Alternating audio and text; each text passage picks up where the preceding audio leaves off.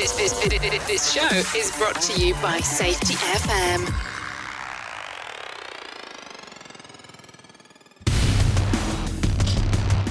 Welcome to Safety Wars Live for Friday, October 14, 2022. We're broadcasting from the borders of liberty and prosperity and the highway to the north. Welcome to our show. We got a lot of stuff going on tonight. We have some updates from the Chemical Safety Board. They had just released a report from the PES Fire and Explosion in Philadelphia way back in June of 2019.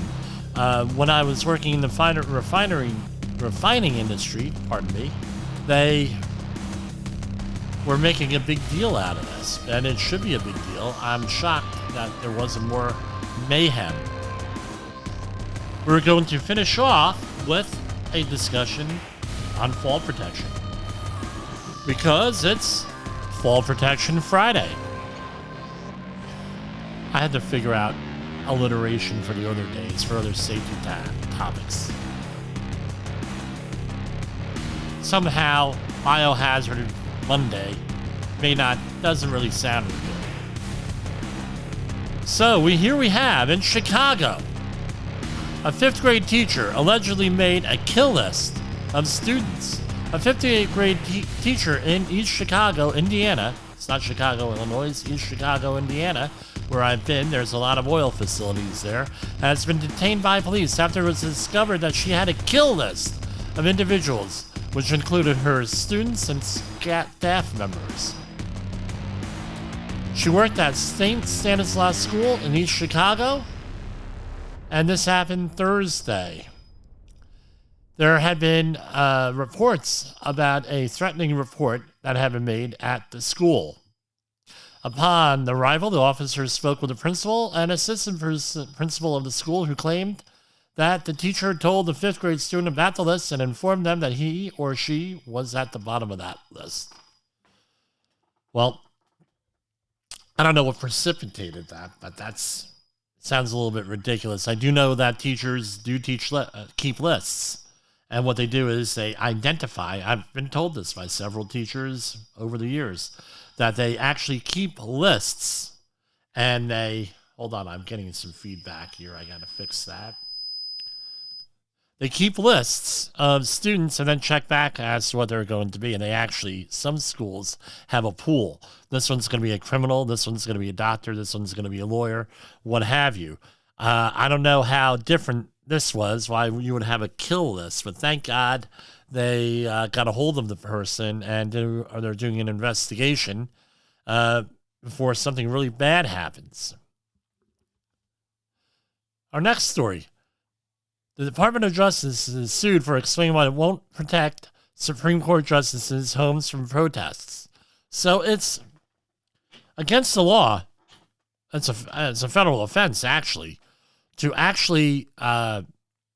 protest at a federal judge's house in the hopes of getting them to change their mind on a decision or influence a decision.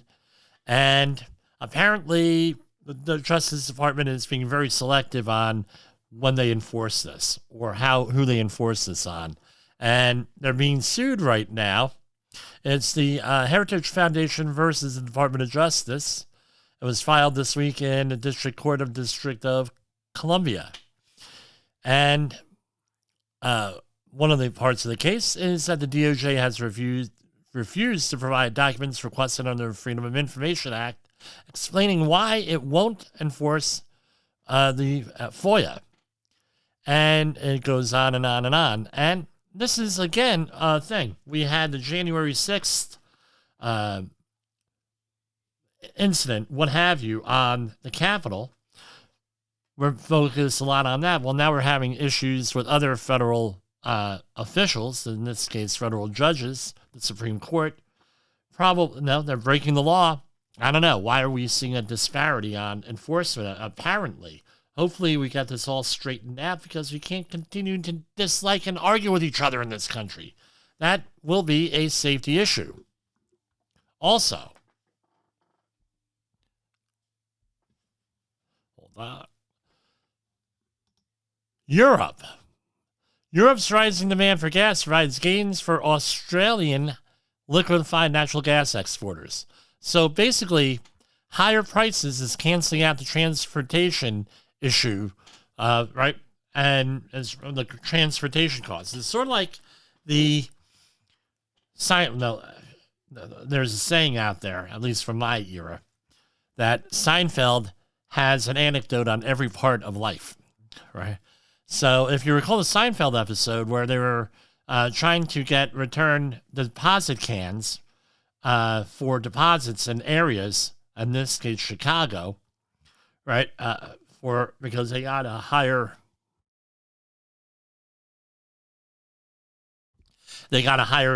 deposit on aluminum cans at the time.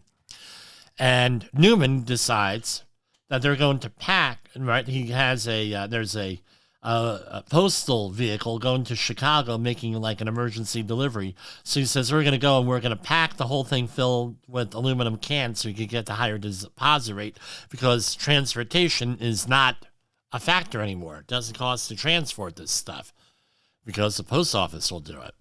Well, this is sort of like the same thing, where the price in liquefied natural gas is high enough because of the Ukraine situation, and now it's competitive to ship liquefied natural gas from Australia. I don't know how they're going. I don't know if they're going through the Panama Canal that way, or they're going around the Cape of Good Hope around Africa, or the Suez Canal. Whatever it is, I would think it's not such a good idea maybe to be shipping that much liquefied natural gas around in a populated area. Wouldn't be my decision. But basically, I know when they're making a delivery into New York Harbor, specifically around the Bayway Refinery, coming into Linden, that everything shuts down when that liquefied natural gas tanker comes in. What's going on here? I don't know. It would seem to me putting a liquefied natural gas tanker through a canal may not be a good thing, especially if there's a catastrophic situation, if you know what I mean. Especially with the Suez Canal, and you have like a potential nuclear war in that neighborhood. I don't know. I don't think Egypt isn't in it, but you never know. This thing could go really hot, really quick. Next story. Here we have nuclear. Oh, we got to get our nuclear warning. Putin sent 11 nuclear bombers within 20 miles of NATO borders as he threatened nuclear war at the same time. This happened on October 7th. A satellite image showed T-160 strategic bombers and 1495 aircraft at the Russian airbase in Olenia on the Kolsky Peninsula. I know I'm destroying that name.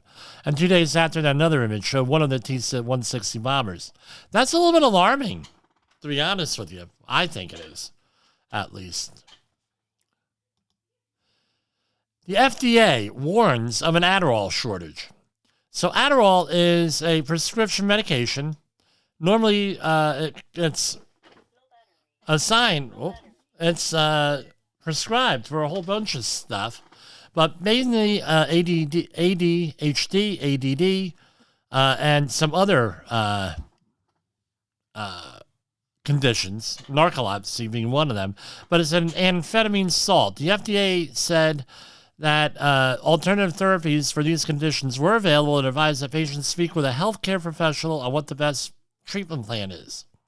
But basically, there's an ongoing supply disruption since at least August.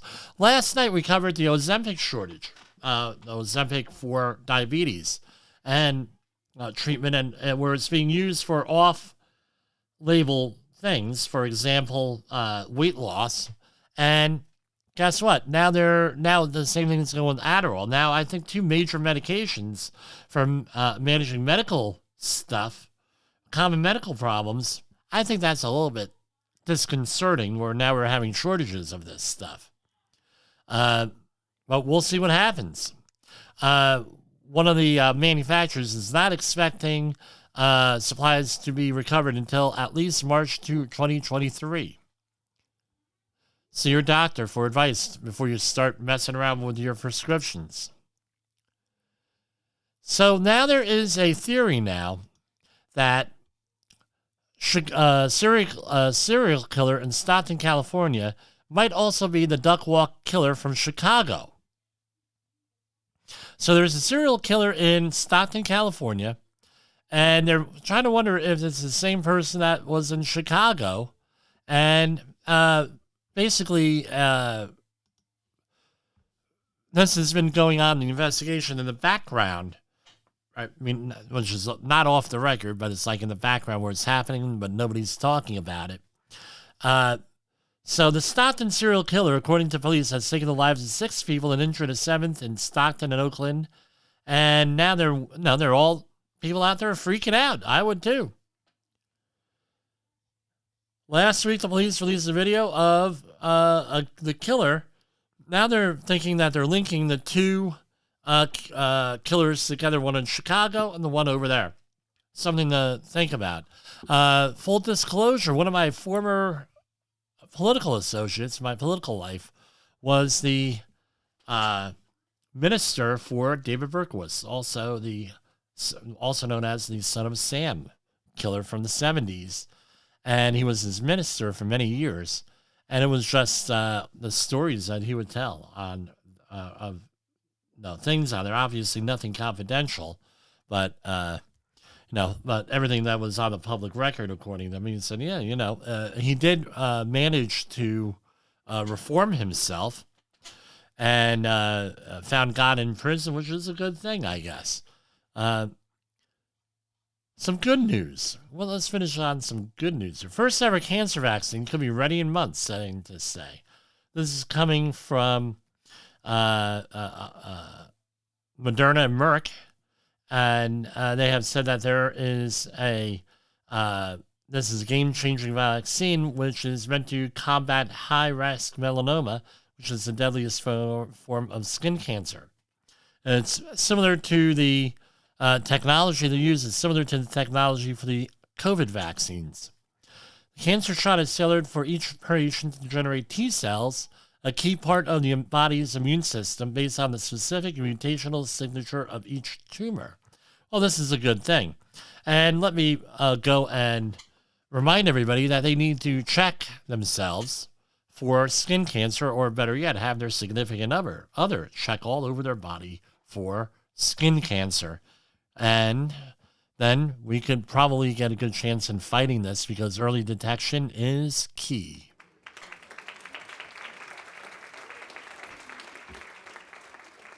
We're going to take a short break, and we'll be right back. Safety Wars is streaming now. SafetyFM.com. In the professional safety community, communication and planning are just a few keys to your program's success. The question many practitioners have is, where do I start? Dr. Jay Allen, the creator of the Safety FM platform and host of the Rated R Safety Show, has built a global foundation to help you along the way. Go to safetyfm.com and listen to some of the industry's best and most involved professionals, including Blaine Hoffman with the Safety Pro, Sam Goodman with the Hop Nerd, Sheldon Primus with the Safety Consultant, Jim Pozell with Safety Wars, Emily Elrod with Unapologetically Bold, and many others. As individuals, we can do great things, but as a team, we become amazing. Dial into safetyfm.com today and surround yourself with a powerful force of knowledge and support.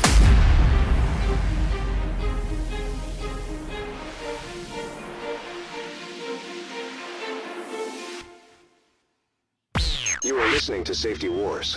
Tomorrow's Safety Today. And we are back with Safety Wars. Let's talk about some money issues here. Dow Jones Industrial average finished down to 29,634.83. S&P 500 was down to 3583.07. NASDAQ 103.21.39. Russell 2000 down 1682.40. U.S. Treasuries are up to 4%. That's got to be some kind of milestone here. Bitcoin is up 19,207.06, and crude oil, which is probably being impacted from the strategic oil reserve release, is at 85.55 per barrel. Precious metals, we have gold down at 216.54.30. Silver down, big jump down, 72 cents to 18.51. Platinum is up 918.30, and palladium is down to 117, down by 117.20. And hold on, I gotta read this. Palladium is down $117.20 that settled at 2,033.50. Chemical Safety Board this week issued a final report, and no one's been talking about this really. I got it as a fluke, so I don't know. Is it a Safety Wars exclusive? Okay, let's try that again. Is it a Safety Wars exclusive? I'm going to call it a Safety Wars exclusive.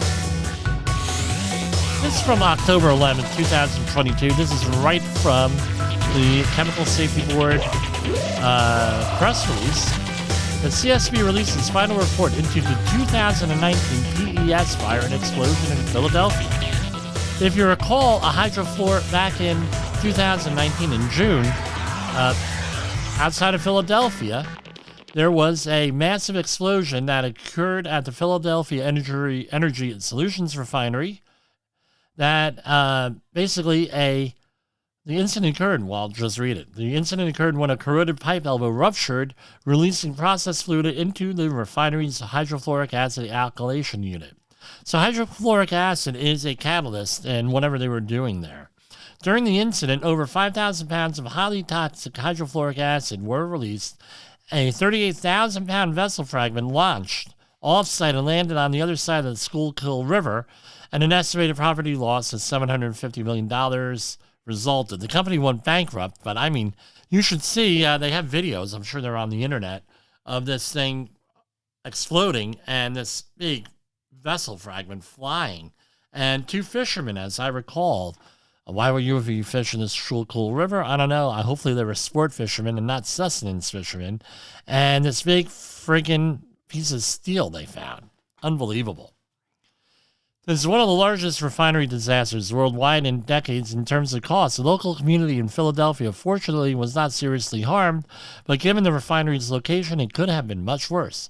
This incident should be a wake-up call to the industry to prevent a similar event from occurring in the future.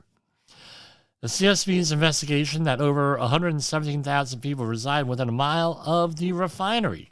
So the refinery is currently being, this is not in the press release, but refinery is currently being dismantled. The PES apparently, allegedly, according to what I've read, has gone bankrupt and they sold everything off to developers, but there are still ongoing environmental issues going on at the refinery. And good news is that they actually are ahead of schedule in the demo. So some of the key safety issues that the CSB identified was mechanical integrity. The CSB determined that the pipe elbow that failed had corroded faster than other piping in the hydrofluoric alkylation unit. That is because the steel pipe elbow contained a higher content of nickel and copper than other piping in the unit. Now, we're on that in a minute because that's a very interesting observation. I mean, you got to be, I have to comment and pat him on the back.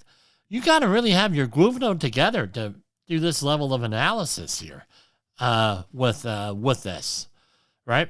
So That was item number 1, is verifying safety of equipment after changes to good practice guidance. When the pipe elbow was installed in 1973, I'm shocked that they have records going back that far, knowing what I know about the oil industry. The standard set by ASTM, that's American Society for Testing Materials, for carbon steel piping, did not specify limits on nickel or copper content. Over the next decades, that standard changed. By 1995, ASTM the standards have been revised enough that the pipe elbow no longer met ASTM's requirements. This one, due to the elbow's high levels of nickel and copper. So basically,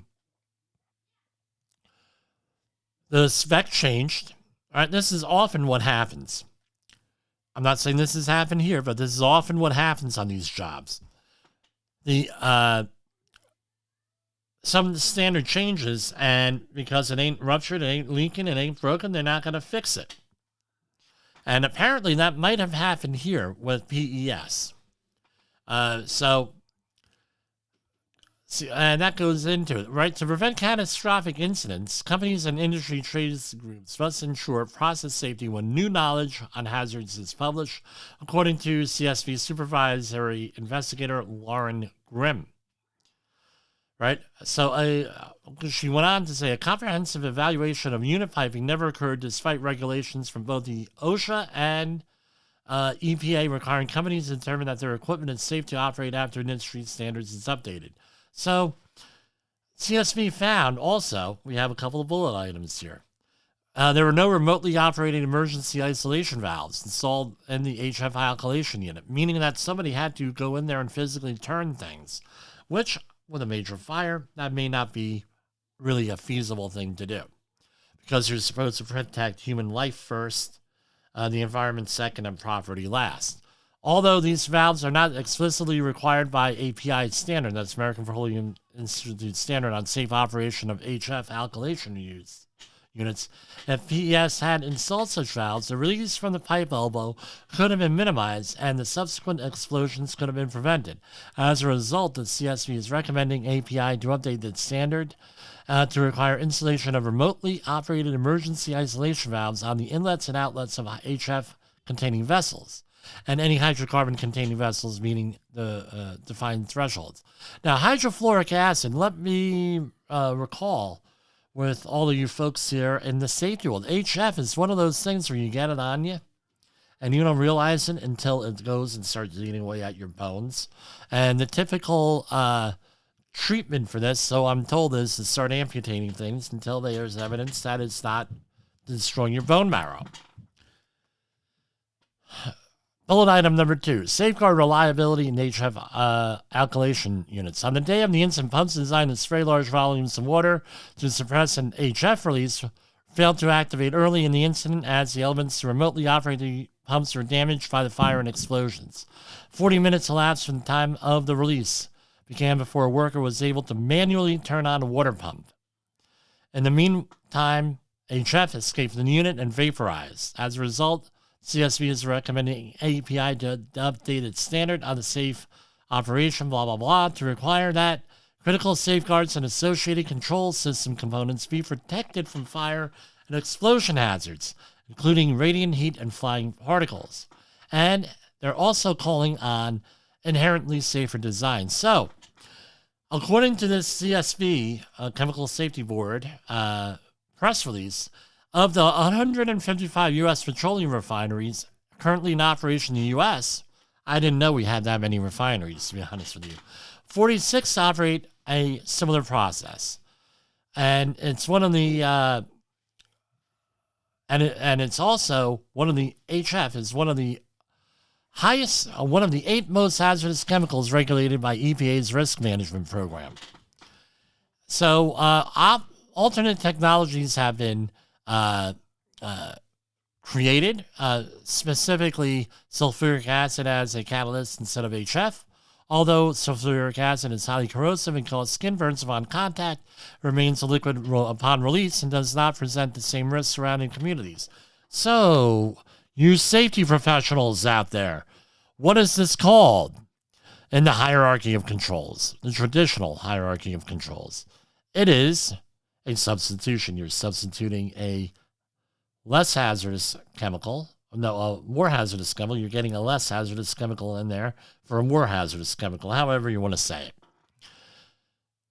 So the CSV's investigation found that there is no federal regulatory, where is my math today? Regulatory requirement for refineries to analyze inherently safer design strategies to reduce the risk of serious accidental releases. And it goes on and on and on. But what's the end result here?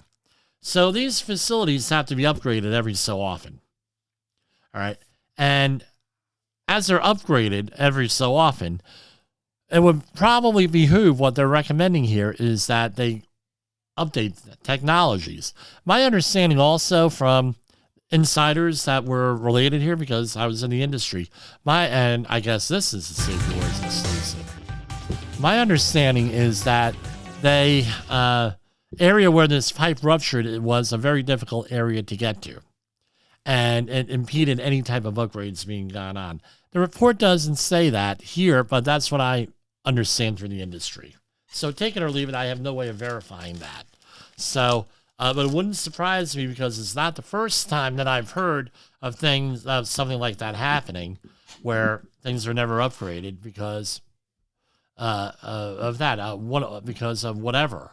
If I could remind everybody of Charlie Moorcraft in Remember Charlie, which is a famous safety movie. So we're going to take a brief break here, and we'll come back in a minute.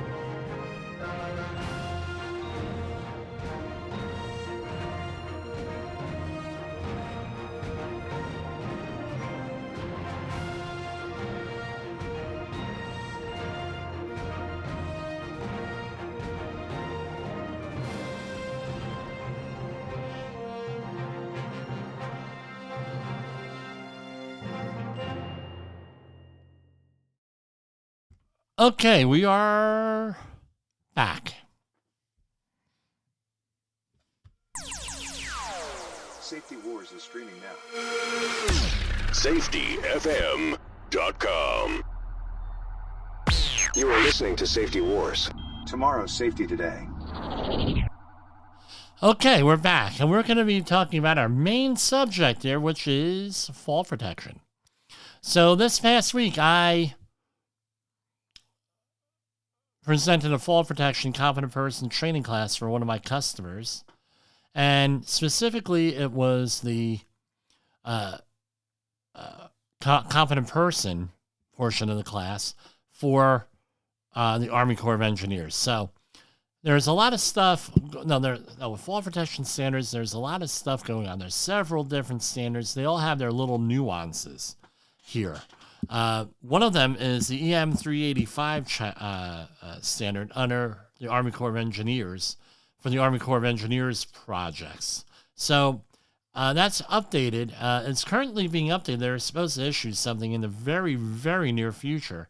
And essentially, the manual, I'll read from the purpose, right? This manual prescribes the safety and health requirements for all Corps of Engineers activities and operations.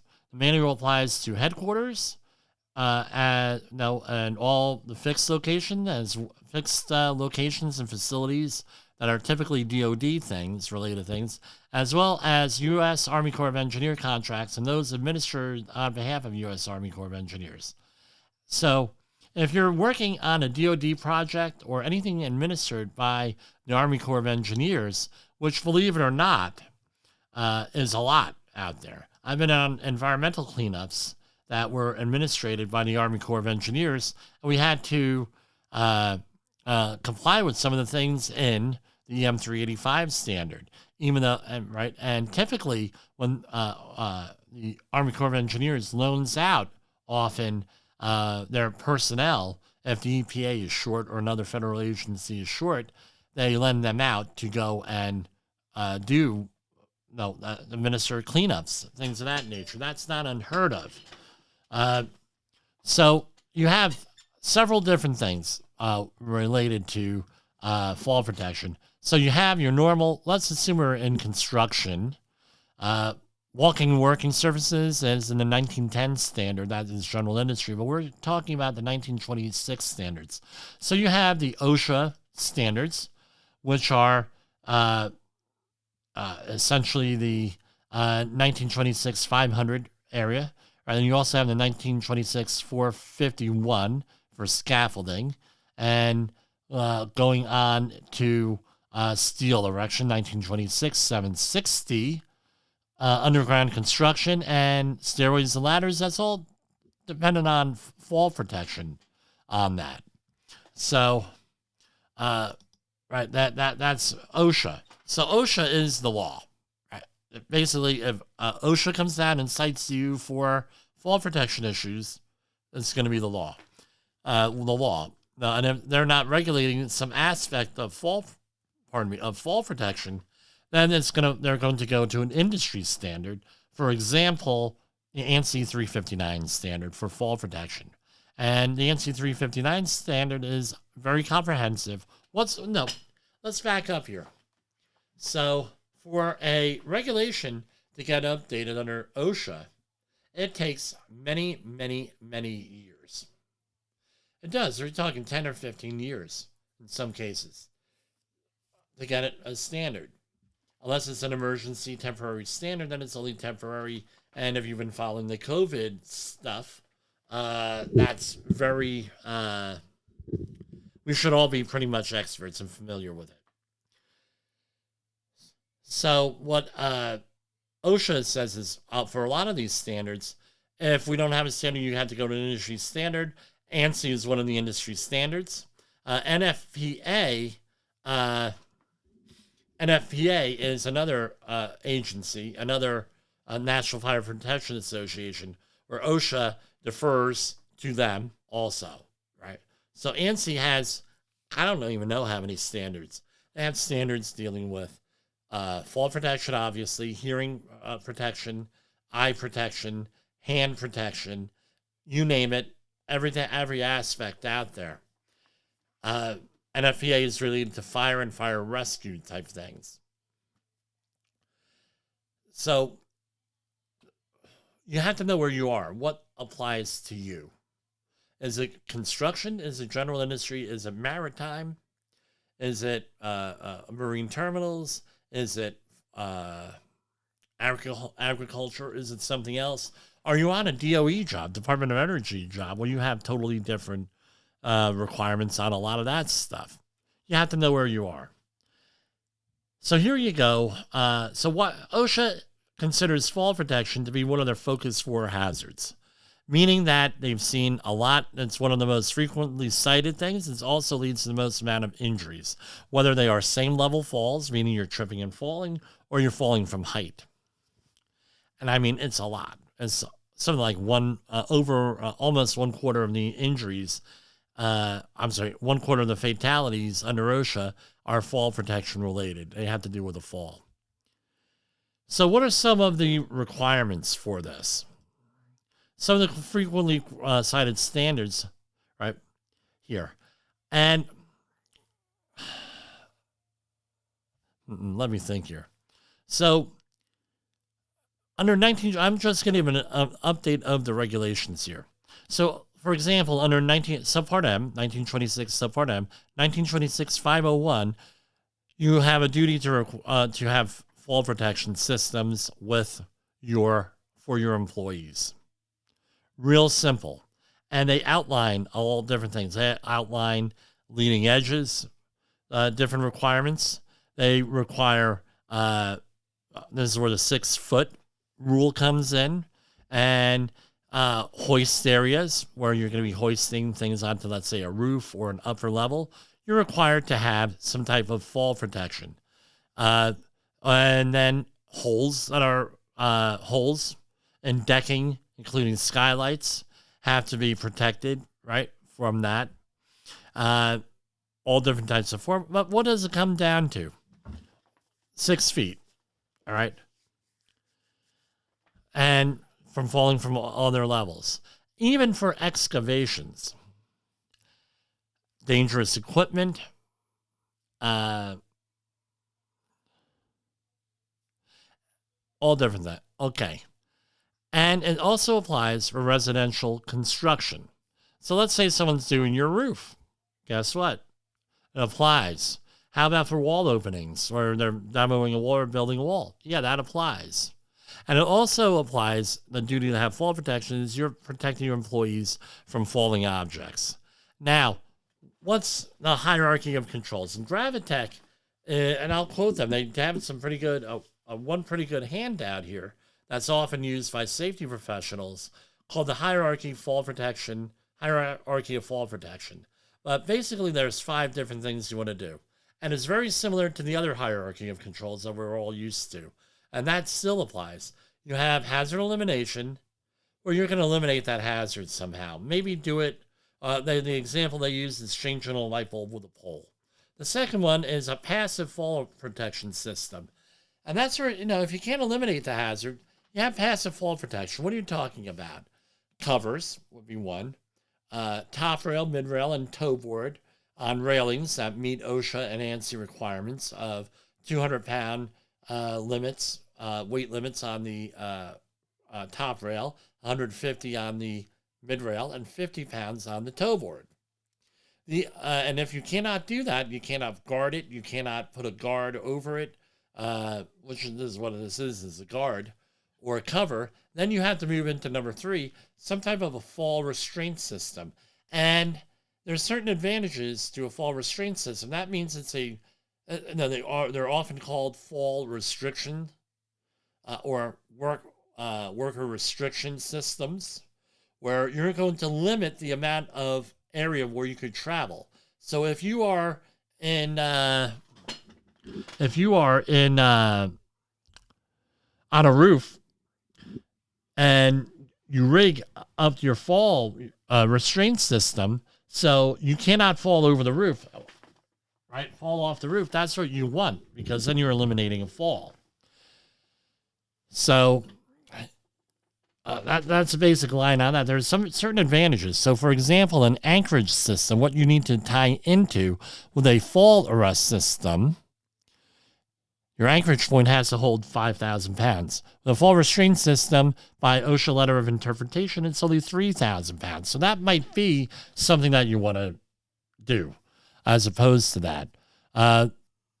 Again, workers, as you can move further down the hierarchy of controls, you're really relying on the workers and, more importantly, your competent persons to do the right thing. Competent persons are, and foremen, supervisors are all part of management. And that's how OSHA views it, is management. And there's really no excuse. Hey, well, I told the guy to put on a harness. Well, he didn't put on a harness. Yeah, but you're the competent person and the foreman. You knew about it. Management knew about it. So there goes that defense out the window when you get cited for that or you get sued for that. Right? And let me point out that following OSHA regulations does not necessarily prevent injuries, right? And does not absolve you of any type of liability associated with workplace injuries. And then you get from the hazard elimination, a passive fall protection, fall restraint system, then you go into the fall arrest system. Now, the fall arrest system, you need a 5,000-pound anchorage. You need to start calculating fall distances with the type of lanyard or connecting device to the harness. We'll get back to that in a minute. And you also have to verify that everything is set up properly, and it's all in the setup. You want to get into that skills mode for under the SKR work mode on there. And then The fifth is some type of an administrative control. And I always recommend against administrative controls with this, specifically a safety monitor. Every fall protection situation that I have, let me back up. Not every, again, I've got to be careful here. 3/5 of the fall injuries that I've investigated were because they said we're going to use the safety monitor system on a roof, and person ended up biting the dust because they fell off. And the other thing is this: if you have a safety monitor system, they have to be fully dedicated to that, doing that. And what happens after about 20 minutes? Somebody picks up a hand tool and throws it at the person because they're aggravating everybody. So, fall arrest systems. Here's a question for you. In our typical hierarchy of controls that we have from promoted by NIOSH and OSHA and everybody else, you have certain levels. You have elimination, substitution, engineering, administrative, and the last one is PPE. And we're told that the PPE is the least preferable forms of protection because now you are relying exclusively on the worker, verifying the worker has training, verifying that they have the correct equipment, verifying that the equipment is used properly, and everything else that goes in there that companies have or organizations have a tendency of failing in some way. Well, here's a question for you. Something you want to think about. Fall arrest system, where you're going to be exposed to a fall, you fall into it, it breaks your fall. Is that an administrative control, or is that PPE?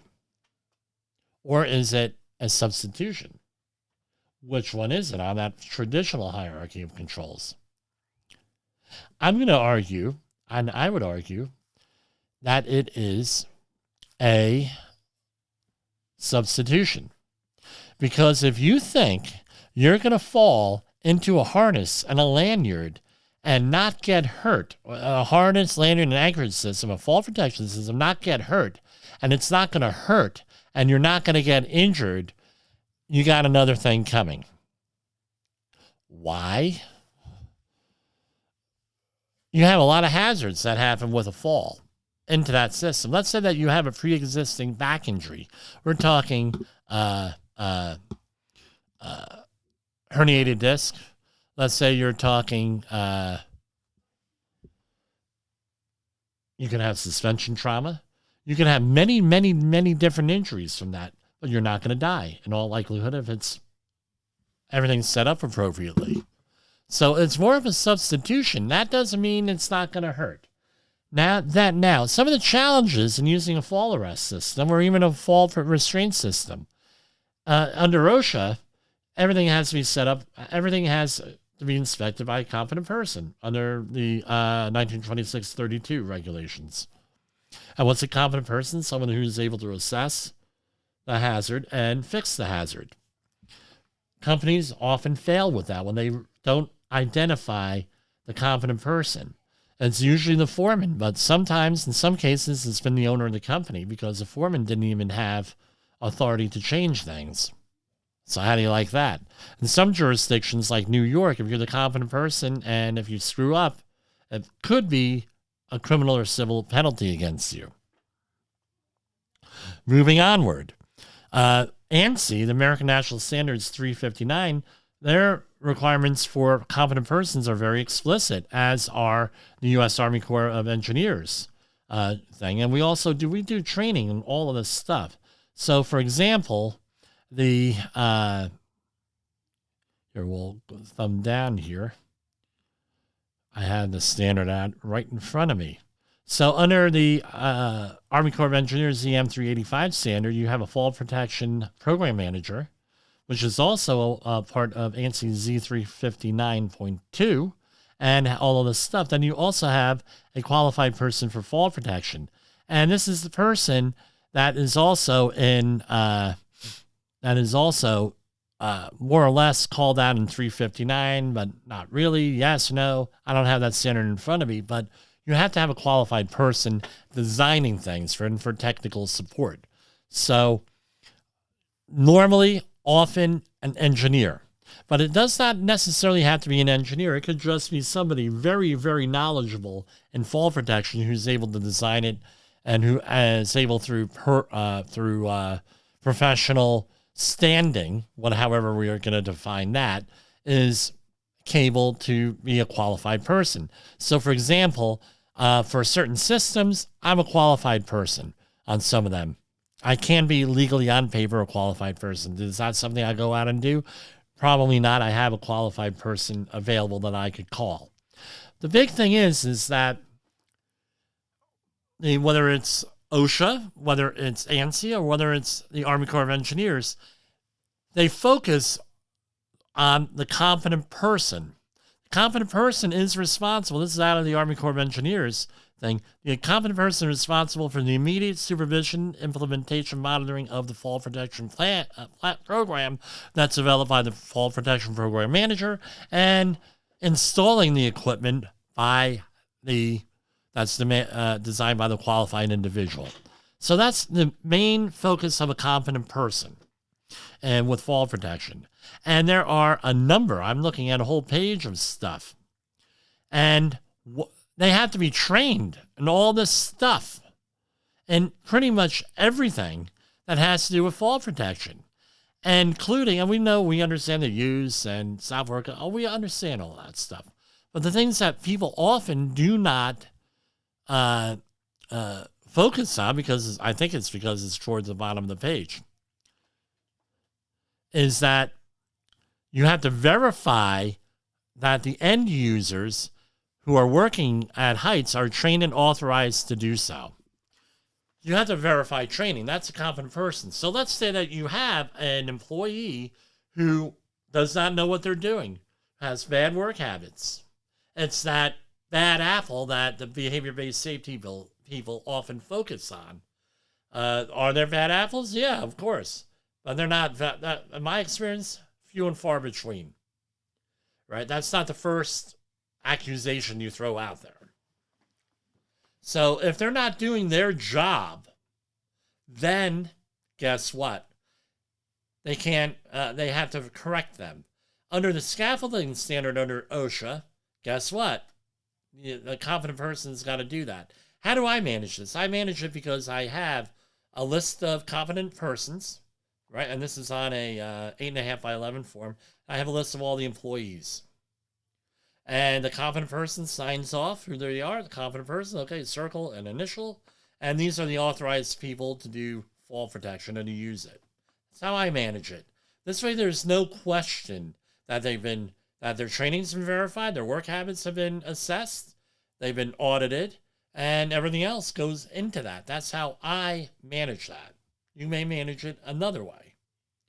The other thing is that they have to ensure that there is a rescue plan and procedures available and to be followed in the event of a issue where someone has to be rescued from suspension, right? And we also have suspension trauma, which is a major thing where if you have someone standing or seated in fall protection for over 5 minutes, basically, you have to consider, they say 9, some sources, but I've read sources as quick as 5.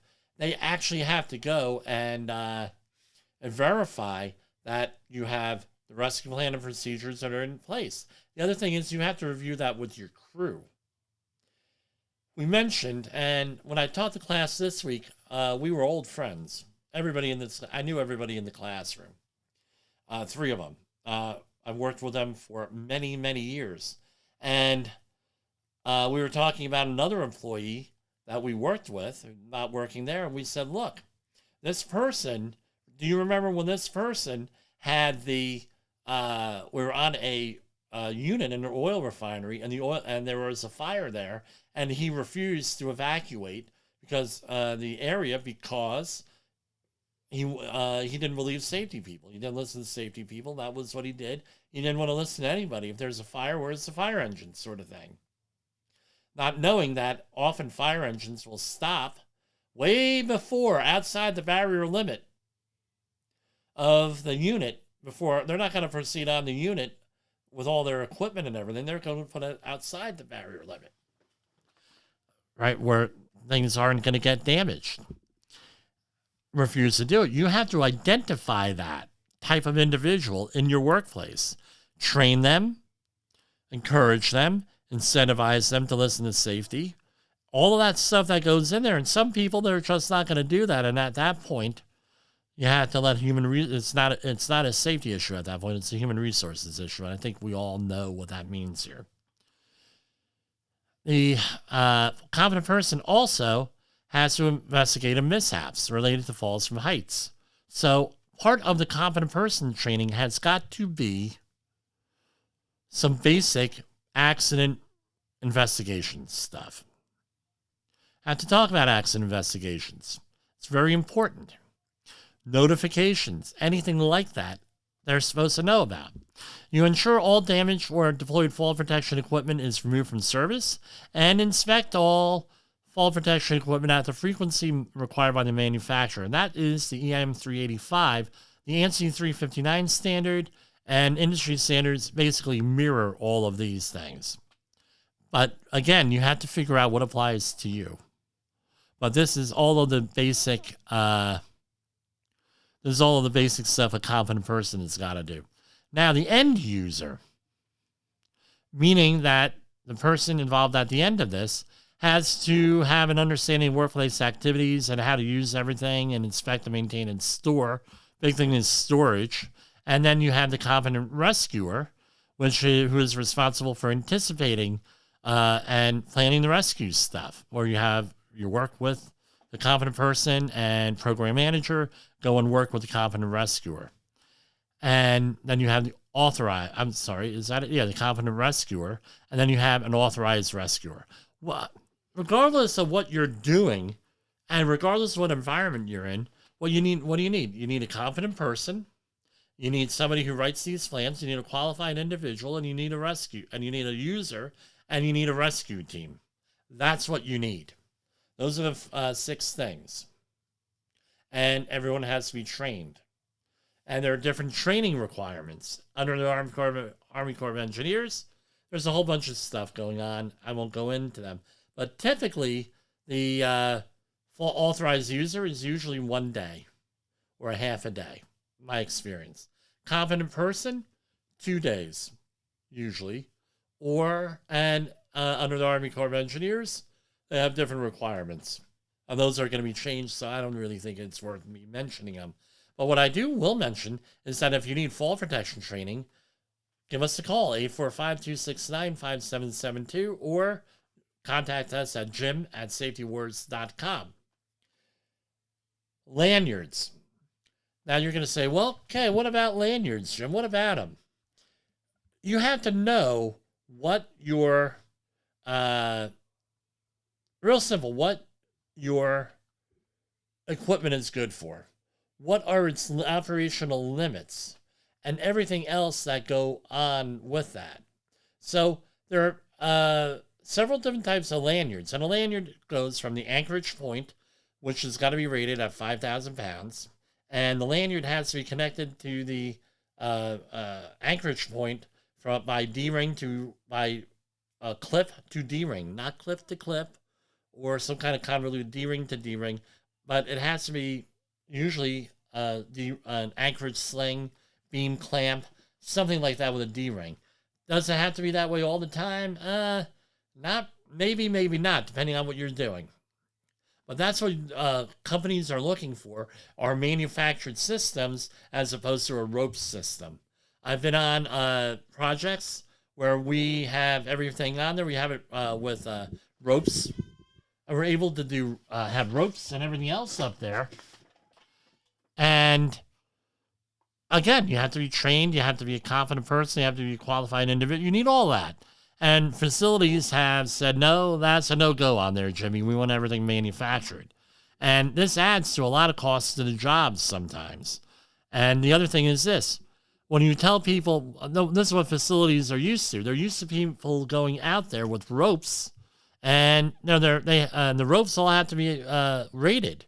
They're safety ropes, minimum 5,000 pounds on them, according to OSHA. However, the typical safety rope is rated at somewhere at 10 to 12,000 pounds or more, depending on your system. And now that they have fall protection systems on fixed ladders for, let's say, a facility that's already in use, that's already existing, guess what? That's what they're doing. That's what we're doing. So real quick here, and I'm trying to get the handout out here on the computer because I don't want to foul this up. You have several different types of lanyards.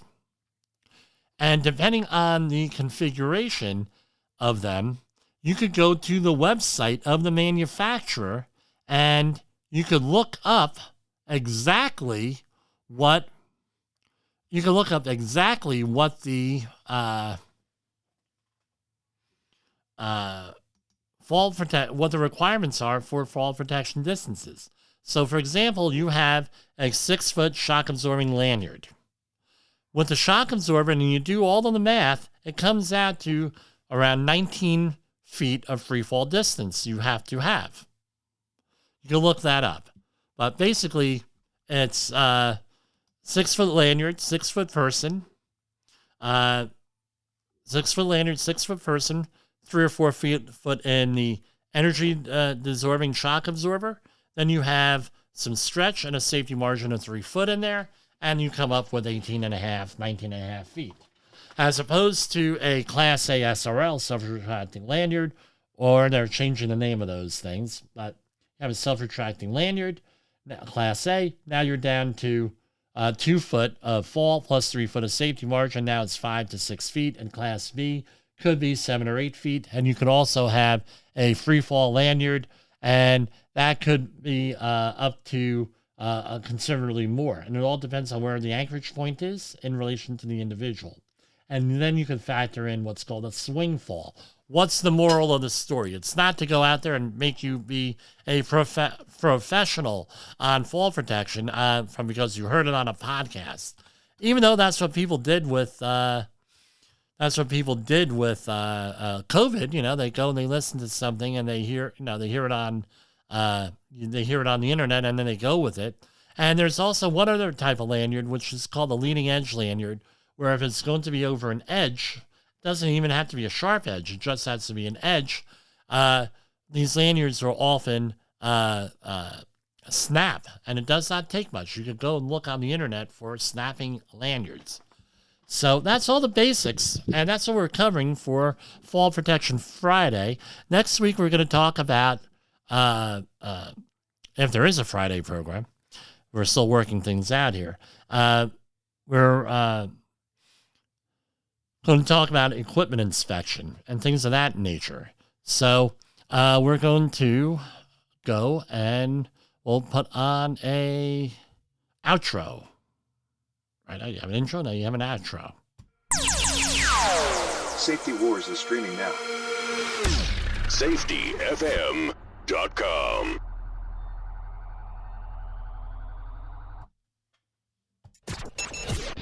The views and opinions expressed on this podcast are those of the host and its guest and do not necessarily reflect the official policy or position of the company. Examples of analysis discussed within this podcast are only examples. They should not be utilized in the real world as the only solution available, as they are based only on very limited and dated open source information. Assumptions made within this analysis are not reflective of the position of the company. No part of this podcast may be reproduced, stored in a retrieval system, or transmitted in any form or by any means, mechanical, electronic, recording, or otherwise, without prior written permission of the creator of the podcast, Jay Allen. Okay, good night, everybody, and have a phenomenal weekend. Enjoy the last few warm weekends we're going to have. We're signing off here at Safety Wars.